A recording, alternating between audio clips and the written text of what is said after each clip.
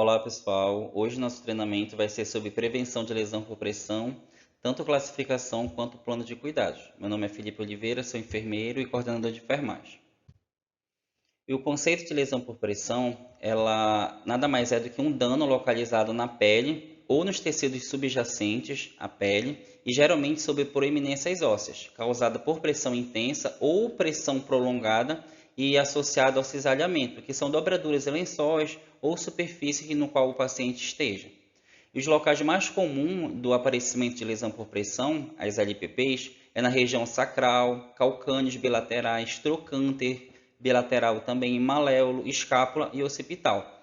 Então, a gente tem mais incidência de aparecimento de LPP nessas proeminências ósseas. Não somente essas, porém essas são os locais mais comuns de aparecimento de lesão por pressão.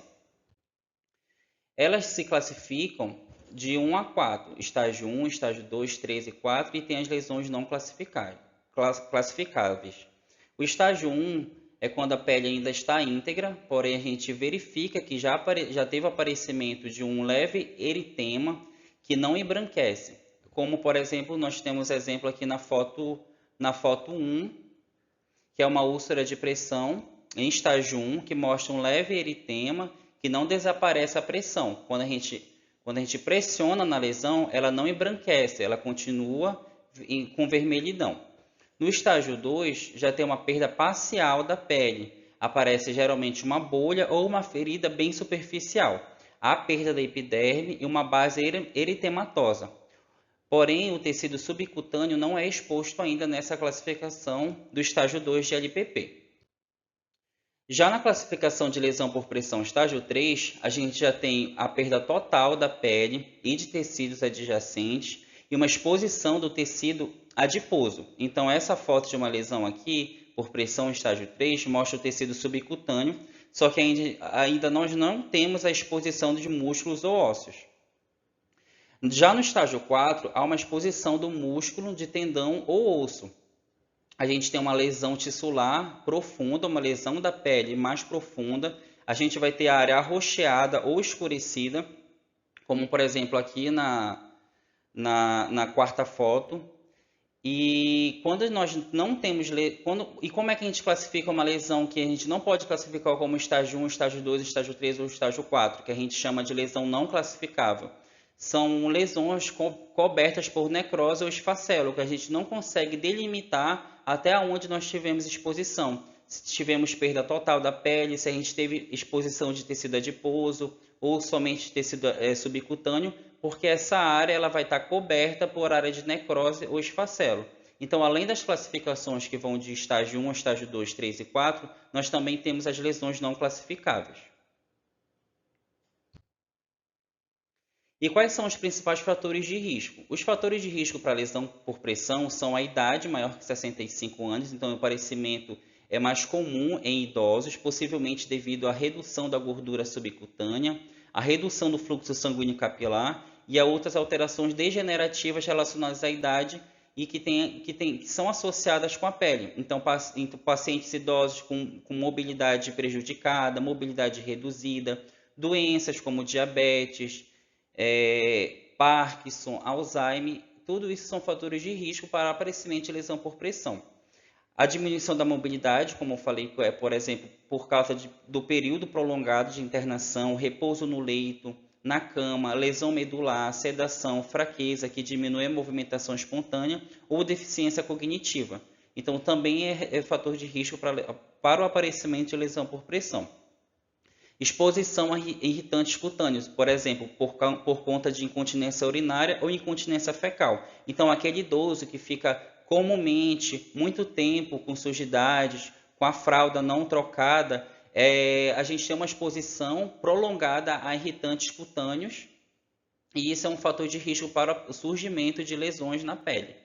A capacidade prejudicada de cicatrização de feridas decorrente de desnutrição, diabetes, ou hipoperfusão tecidual devido à doença arterial periférica, imobilidade, insuficiência venosa. Então, essa capacidade de cicatrização de feridas também é um fator de risco para o aparecimento ou até para dificultar a cicatrização dessas lesões por pressões em pacientes idosos. ou outros pacientes também que sejam cometidos com lesão por pressão. E quais são as medidas de prevenção? Nós temos algumas medidas de prevenção, como mudança de decúbito a cada 2 horas, colchão casca de ovo, proteção de proeminências ósseas com placa Urgo sacro e a Urgo border. Nós temos essas placas aqui na unidade, a gente consegue realizar o pedido através do formulário na farmácia. Controle da umidade também, a troca de fralda, ela deve ser realizada conforme necessidade do paciente.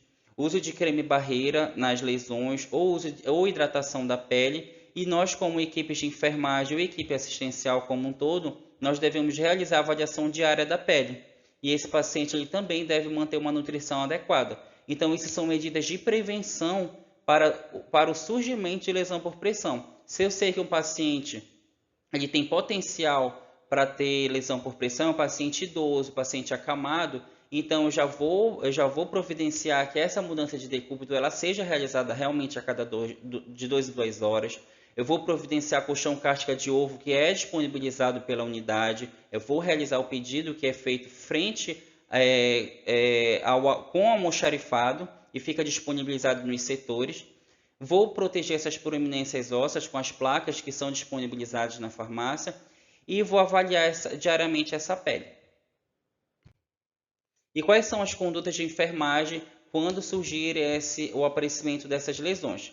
Então, eu devo orientar a equipe como um todo, que esse paciente ele tem um alto risco de evoluir com lesão por pressão, ou então esse paciente ele já está com lesão por pressão. Então, eu vou orientar a equipe o que fazer nos cuidados que eu falei anteriormente sobre mudança de decúbito, colocação de colchão casca de ovo, hidratação da pele, avaliação diária. Eu devo registrar no prontuário do paciente que esse paciente evoluiu com uma lesão por pressão e vou realizar a notificação dessa lesão por pressão. Eu devo classificar corretamente o estágio da lesão, eu devo colocar como é o estado dessa lesão, se essa lesão está em estágio 1, está em estágio 2, está em estágio 3, se essa lesão está com odor ou se não. Devo colocar como é que a pele subjacente a essa lesão também está e devo fazer o registro correto no prontuário do paciente. Eu devo realizar a limpeza da lesão e devo realizar o curativo adequado conforme a necessidade da ferida. Se a ferida está com aparecimento de área de necrose, eu vou fazer uma escolha, o enfermeiro vai fazer a escolha da cobertura adequada, de um debridamento enzimático ou mecânico, enfim, ele vai fazer a escolha desse curativo, desses correlatos adequadamente, e se tiver alguma dúvida, vai recorrer à comissão de curativos para saber qual conduta tomar. A enfermagem também vai escolher a cobertura adequada de acordo com o estágio da lesão, como eu falei anteriormente, e nós vamos monitorar a evolução da lesão. Vou fazer diariamente esse monitoramento da evolução da lesão, monitorar juntamente com registros que já estiverem presentes no prontuário e através das fotos que nós enviamos nos grupos do WhatsApp para monitoramento da evolução da lesão. No tratamento das lesões, a gente deve reduzir a pressão onde está o aparecimento dessas lesões por pressão. Então, nós devemos reduzir ao máximo essa pressão nessas proeminências ósseas, se for o caso. Nós devemos fazer o tratamento direto de lesões e o alívio da dor. Controle de infecção, se tiver. Então, a gente vai fazer esse controle da infecção com antibióticos. Avaliação de necessidades nutricionais. Nós vamos utilizar terapia concomitante ou cirurgia, que é o debridamento cirúrgico, e nós devemos ter uma abordagem multifacetada. Então, essa abordagem multifacetada ela vai ser recomendada para o tratamento de lesão por pressão.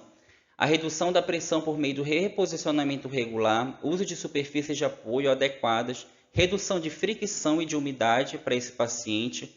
Nós também vamos ter o cuidado direto da ferida, fazer o debridamento, a limpeza da ferida, controle da dor, tratar as infecções, como anteriormente eu tinha dito, e nós devemos oferecer para o paciente também suplementação nutricional para esses pacientes com deficiências proteicas que são instituídas aqui na nossa unidade.